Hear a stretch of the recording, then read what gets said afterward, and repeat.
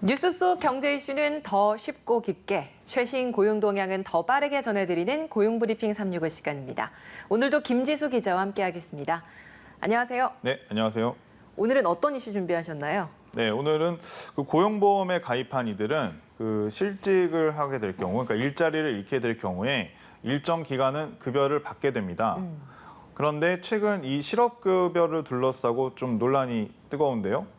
일부에서 실업급여를 받기 위해서 꼼수를 쓰는 얌체족이 늘어나면서입니다. 그래서 정부에서도 실업급여 수급자 지급 요건 기준을 강화했습니다.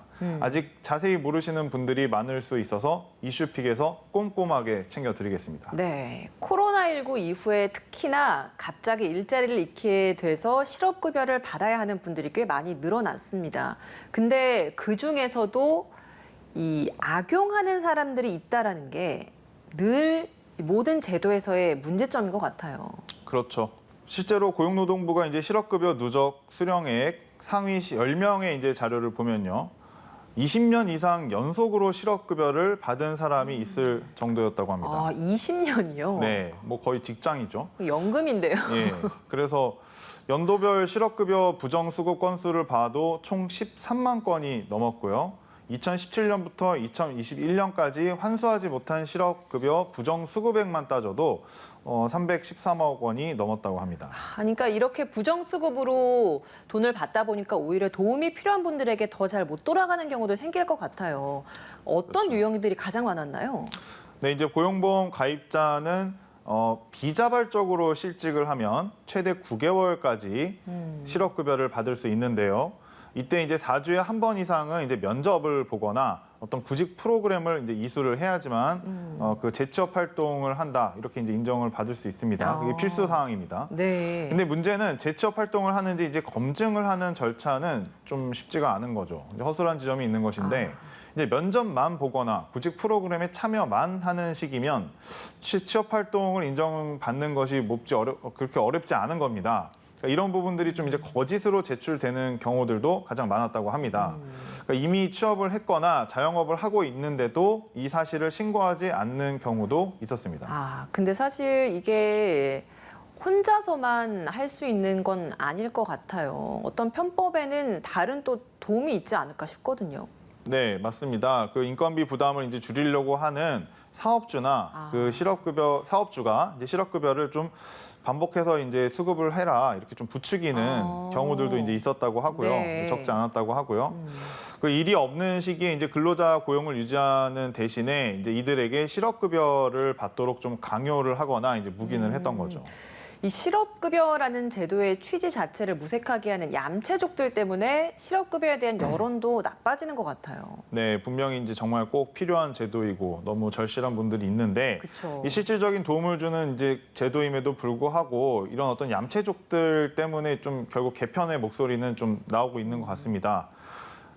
하지만 또 설문조사 결과를 보면요, 57% 이상은 실업급여 자체가 필요하다. 이제 이런 답이 물론 나오고 있고요.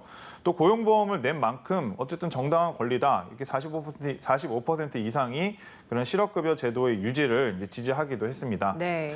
얌체족을 막는 개선책 필요하다는 의견도 물론 많이 나왔습니다. 네, 그래서 정부에서도 실업급여 수급할 때 조건을 좀 더 꼼꼼하게 만들고 있는 것 같은데 가장 먼저 어떤 것들이 달라지고 있나요? 네, 아까 말씀드린 대로 결국 제일 중요한 건 어떤 적극적인 재취업 활동 여부입니다. 네. 그래서 이 재취업 활동 여부가 이제 중요한데 이때 실업급여 수급 요건 중에서 재취업 활동 횟수와 인정 범위가 결국 핵심이 될 것 같습니다. 그동안에는 코로나19 사태로 실업급여 수급자가 급증하고 방역이 강화된 만큼 전체 수급 기간에 재취업 활동을 4주에서 1회만 하고 그 내용 아주 자유롭게 선택할 수 있게 했었는데요. 이제는 일상회복 준비에 따라서 좀 이 부분이 달라집니다.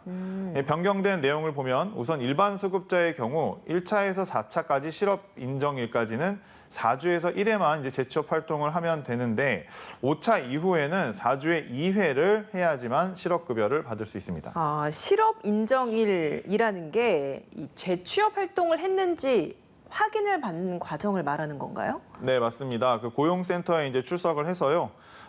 보통 확인을 하게 됩니다. 네. 코로나 상황이 좀 심각을 했을 때는 이제 이 모든 회차를 이제 온라인으로만 출석을 해도 가능했었습니다. 네. 그런데 이제 얼마 전부터 1차와 4차의 고용센터에 의무적으로 이제 출석을 해야 이 실업 인정을 받을 수가 있는 겁니다. 그러니까 기존처럼 온라인 출석만 생각하면 받지 못하는 경우도 생길 수 있는 거네요. 네, 본인이 이제 온라인으로만 생각을 하고 있었다면 네. 좀 바뀐 지점이라는 걸 아시면 좋을 것 같고요. 예. 또 이제 최근에 5년간 3회 이상 실업급여를 받은 반복수급자와 210일 이상 받은 장기수급자에 대한 구직활동 기준도 강화가 됐습니다. 이제 반복수급자는 4차 실업 인정일 이후부터 장기수급자는 5차에서 7차까지 4주에 2회 재취업 활동을 해야만 합니다. 특히 이제 장기수급자의 경우에는 8차 이후에는 주 1회 구직활동을 해야지만 실업급여 수급이 가능합니다. 다만 만 60세 이상 및 장애인의 경우에는 기존과 같이 4주에 1회만 재취업 활동을 하면 되도록 했습니다. 예, 앞서 살펴봤던 것처럼 반복 수급자 그리고 장기 수급자에 대해서는 실업급여 악용하는 비판 이야기들이 많이 나왔습니다. 그래서 앞으로는 재취업 활동을 더 적극적으로 하지 않으면 실업급여 받기 어렵다라는 점 알아두셔야 될 것 같습니다. 자, 다음으로 주의해야 할 점 어떤 게 있을까요? 네, 또 주의해야 될 점은요. 그 재취업 활동 인정의 이제 범위도 좀 깐깐해졌다는 점입니다. 실제로 이전에는 이제 토익 같은 어학 관련 학원 수강도 재취업 활동으로 인정을 했었습니다. 네. 이제 그렇지만 앞으로는 안 될 것 같습니다. 구직 활동과 거리가 먼 것으로 본 건데요. 재취업 활동으로 인정하지 이제 않기로 한 거죠.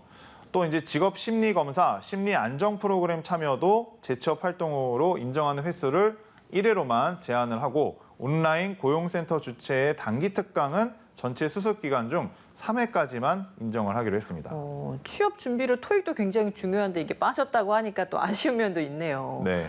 또 제가 알기로는 일정 기간 이후에는 꼭 면접을 봐야 하는 걸로 알고 있거든요. 이 부분은 좀 어떤가요? 네, 실제로 그 5차 이후에 이제 4주에 2회의 재취업과 관련된 활동을 할 때 2회 중 1회는 반드시 입사 지원을 하거나 면접을 본다는 그 내용이 있어야지만 합니다. 그래서 이 점도 꼭 알아두셔야 할 것 같습니다. 예. 지금 요건 기준이 강화된 만큼 허위나 형식적인 구직 활동은 없는지에 대한 모니터링도 중요해 보입니다. 맞습니다. 이제 결국 이제 부정수급자, 부정한 방법으로 수급을 한 경우가 있었다면 여기에 관여한 어떤 사업주도 처벌 대상이 될 수가 있고요. 네. 그간 받았던 그 실업급여는 모두 반환을 해야 하는데 이때 부정하게 받았던 금액의 최대 5배가 추가로 징수될 수 있습니다. 최대 5년 이하의 징역 또는 5천만 원 이하의 벌금이 부과될 수 있다는 점도 기억하셔야 될 것 같고요. 예. 실업급여 수급 요건이 되는 경우에만 급여를 정당히 받을 수 있도록 해야겠죠. 네, 실직 상태에서 재취업하기까지의 기간 동안 생활비 필요합니다. 그래서 이 기간 생계 불안 때문에 스트레스를 받는 분들도 많은데요.